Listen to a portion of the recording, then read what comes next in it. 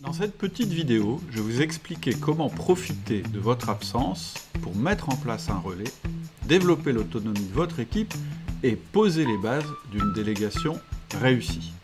Bien sûr, tous ces conseils sont applicables si vous utilisez déjà l'outil principal d'outil du manager qui est le 1 à 1.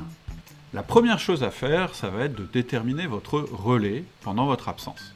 La première question à vous poser, c'est qui est éventuellement votre bras droit ? Réfléchissez à votre équipe. En qui avez-vous le plus confiance ? C'est quelque chose en général que l'on sent, que l'on sait, même si on ne l'a jamais formalisé. Ensuite, regardez qui est le plus autonome.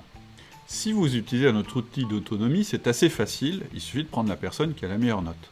Réfléchissez à qui est le plus complémentaire par rapport à vous. Enfin, posez-vous la question, qui pourrait vous remplacer un jour si vous étiez nommé ailleurs ? Cette dernière question est très importante. Votre organisation doit connaître votre successeur potentiel pour pouvoir vous faire évoluer. Sinon, vous risquez de rester très longtemps au même poste.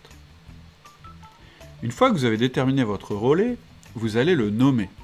Le meilleur moment pour faire ça, c'est une absence, un congé ou un déplacement par exemple. Il va y avoir 4 phases. La première, c'est de voir la personne en 1 à 1 pour lui expliquer. La deuxième, c'est d'annoncer la chose en réunion d'équipe. La troisième, ça va être de l'annoncer à votre boss. Et la quatrième, ça va être de l'annoncer à vos interlocuteurs habituels par mail. Voilà les étapes que je vous conseille de suivre lors du 1 à 1. La première étape, c'est votre demande.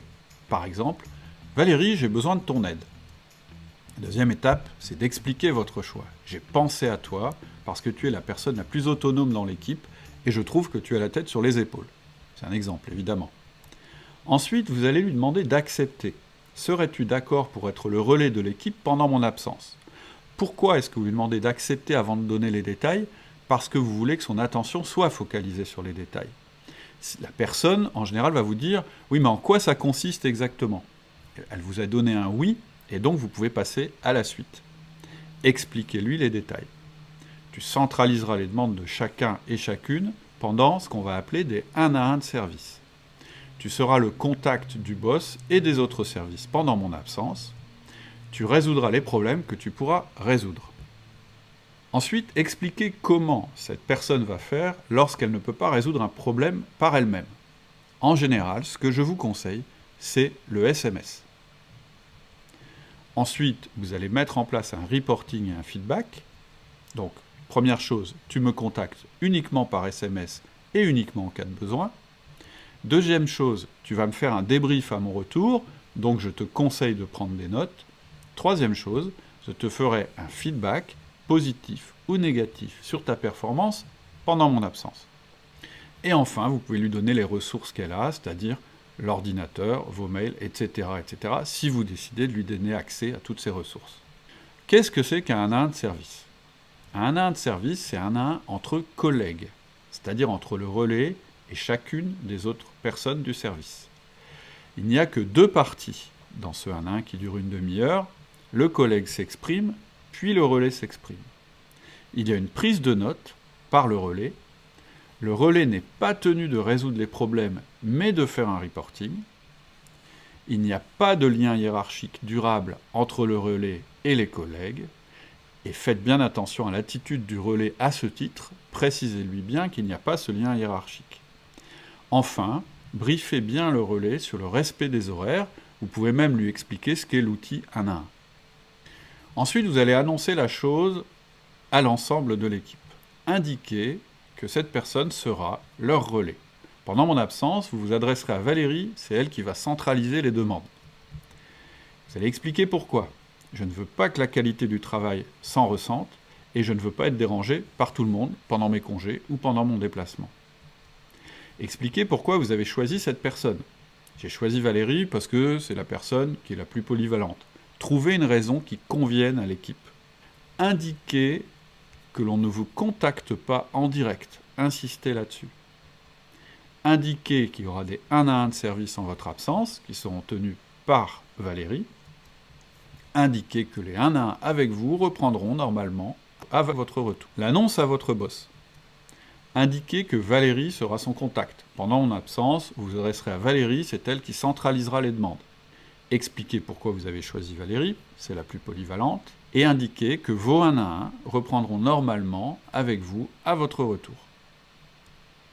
Les choses importantes à retenir pendant votre absence, c'est n'appelez pas le bureau, n'appelez pas non plus Valérie pour savoir comment ça se passe, ne prenez aucun appel en direct, laissez votre relais vous contacter par SMS si il ou elle a besoin, et uniquement votre relais. C'est-à-dire que si vous recevez des SMS de la part d'autres membres de l'équipe, renvoyez-les vers Valérie. Lisez le message que vous aurez reçu par Valérie, et la première question à vous demander, c'est « Est-ce que je dois y répondre ?» ou « Est-ce que c'est simplement une information ?» N'acceptez aucun SMS non explicite du type « Il faut que tu m'appelles tout de suite »,« Est-ce que tu peux m'appeler ?» etc. Demandez toujours une explication claire du problème ou de la raison du SMS. Si jamais vous devez convenir d'un appel avec Valérie, ne le faites que sur rendez-vous, c'est-à-dire avec 1 heure de début et 1 heure de fin. Voilà, vous savez tout sur la manière de nommer un relais en votre absence et de préparer sa prise de fonction en tant que bras droit, éventuellement. Alors peut-être que cette vidéo vous a donné envie d'aller plus loin. C'est vrai que j'ai utilisé des termes que vous ne connaissez pas forcément, ou dont vous avez entendu parler, mais dont vous ne connaissez pas exactement la définition. Je parle du 1 à 1, je parle du feedback, je parle de la note d'autonomie, etc. Si vous voulez découvrir un peu plus en détail le système outil du manager, voilà ce que je vous propose.